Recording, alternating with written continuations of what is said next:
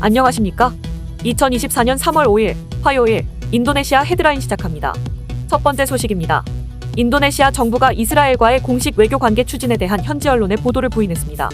아리 드위파야나 인도네시아 대통령 특별보좌관은 해당 보도는 완전히 잘못된 정보라며 대통령이 이스라엘과 대화를 위해 특사를 파견하지 않았다고 강조했습니다. 참고로 인구의 대다수가 무슬림인 인도네시아는 이슬람 형제국 팔레스타인의 독립을 지지하며 이스라엘과는 외교 관계를 맺지 않고 있습니다. 특히 이스라엘은 인도네시아의 비자 블랙리스트에 올라 있어 이스라엘인들은 인도네시아를 방문하기 매우 어렵습니다. 하지만 미국 등 서방에서는 이전부터 두 나라가 외교 관계를 맺어야 한다며 설득해왔습니다. 도널드 트럼프 전 미국 대통령은 조코위 대통령에게 이스라엘과 외교 관계를 맺을 것을 요청하며 대규모 투자를 약속하기도 했습니다. 한편 최근 인도네시아가 경제협력개발기구 OECD 가입을 추진하면서 이스라엘과의 외교 관계가 재조명되었습니다. OECD 의사결정은 회원국 만장일치 방식이므로 이스라엘이 인도네시아의 가입을 반대할 경우 인도네시아의 가입이 어려울 수 있기 때문에 인도네시아와 이스라엘 사이의 외교 관계가 맺어질 것이라는 전망도 나왔습니다. 하지만 인도네시아 정부는 이에 대해 공식적으로 부인하고 있습니다. 다음 소식입니다. 차기 인도네시아 대통령으로 확실시되는 프라보워 수비안토 국방부 장관이 명예 육군 대장 계급을 달았습니다. 지난 29일 조코위 대통령은 프라보워 국방부 장관을 명예 육군 대장으로 진급시키며 임명장을 수여했습니다. 이는 프라보워 장관이 육군 중장으로 불명예 전역한 지 약 26년 만에 복권한 행위입니다. 조코위 대통령은 이번 진급이 정치적 거래가 아니라며 프라보워 장관이 2022년 인도네시아군 발전에 특별 공헌한 것을 바탕으로 훈장을 받았다고 해명했습니다. 이어 프라보워 장관이 명예대장으로 진급할 자격이 충분하다고 덧붙였습니다. 그러나 이번 진급 소식에는 몇 가지 의혹이 제기되고 있습니다.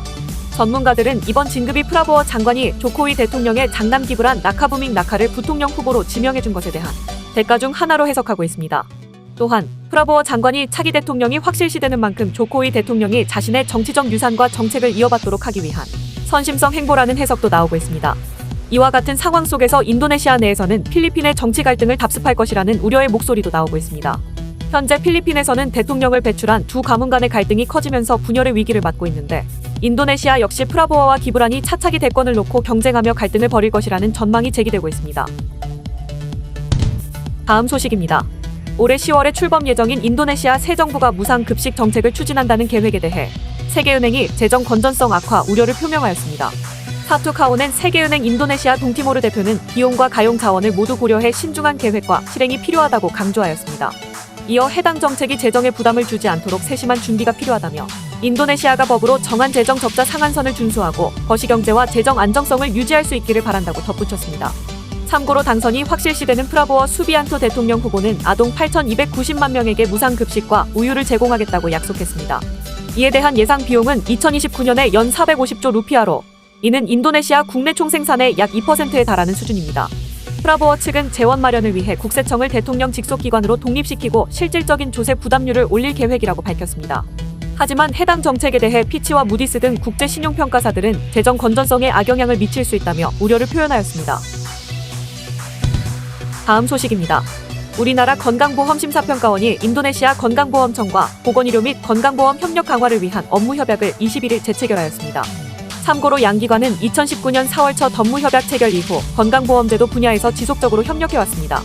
양측은 각자 주최하는 국제세미나와 국제연수과정에 참석하였고 심평원은 K헬스 보건의료 해외 진출 지원 사업을 통해 인도네시아의 국가의약품 정보시스템 구축을 지원하였습니다. 이번 협약 재체결은 지난 협약기간 만기 도래에 따른 인도네시아 건강보험청의 요청으로 이루어졌습니다. 앞으로 양기관은 ICT 기반 청구 시스템 구축 및 지불제도 개발 등을 협력할 예정입니다. 이를 위해 보건의료 전문가, 정보 및 우수 사례 공유, 공동 세미나, 컨퍼런스, 워크숍 개최 등을 통해 지속적인 상호 협력을 강화하기로 하였습니다. 문디하르노 인도네시아 건강보험청 대외협력이사는 심평원의 보건의료 및 건강보험 운영 경험 노하우 공유와 협력 강화를 통해 인도네시아의 건강보험제도 발전을 기대한다고 말하였습니다. 또한 오수석 심평원 기획상임이사는 인도네시아의 보건의료 및 건강보험 발전을 위해 더욱 활발한 협력을 약속한다고 전하였습니다.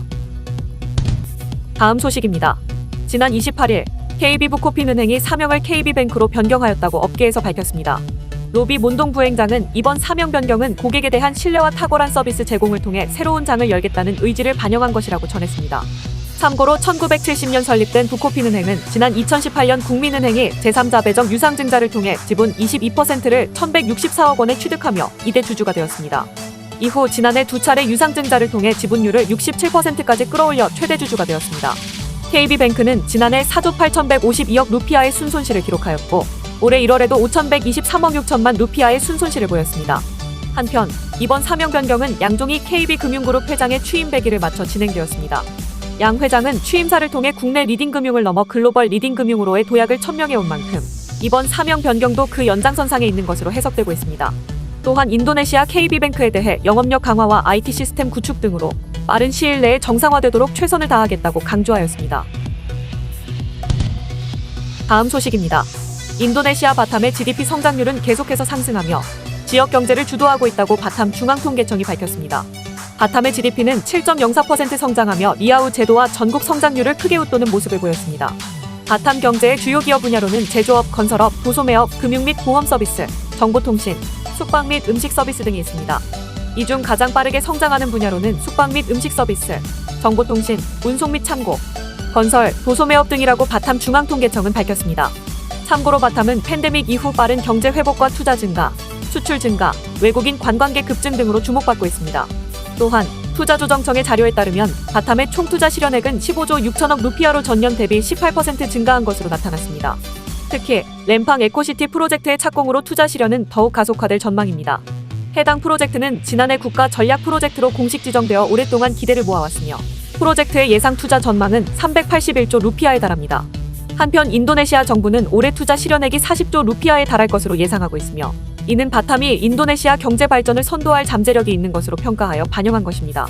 이러한 개발 상황을 고려할 때 바탐은 높은 투자와 경제 성장을 주도하며 그 모멘텀을 유지할 것으로 전망됩니다. 다음 소식입니다.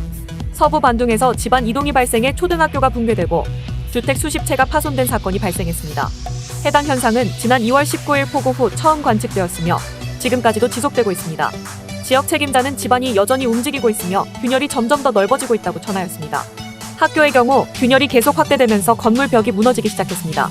참고로 폭우 후 균열이 발생했으며 10채의 주택이 심각하게 파손되었고 44채의 주택이 위험에 처하였습니다. 주택의 균열은 5cm에서 50cm 이상까지 다양했으며 토양이 50cm 이상 가라앉은 곳도 있었습니다. 이로 인해 주민들은 친척집이나 마을의 모스크로 대피하였습니다. 지금까지 피해자는 발생하지 않았으며 학교는 침하가 관측된 이후로 온라인 수업으로 전환하였습니다.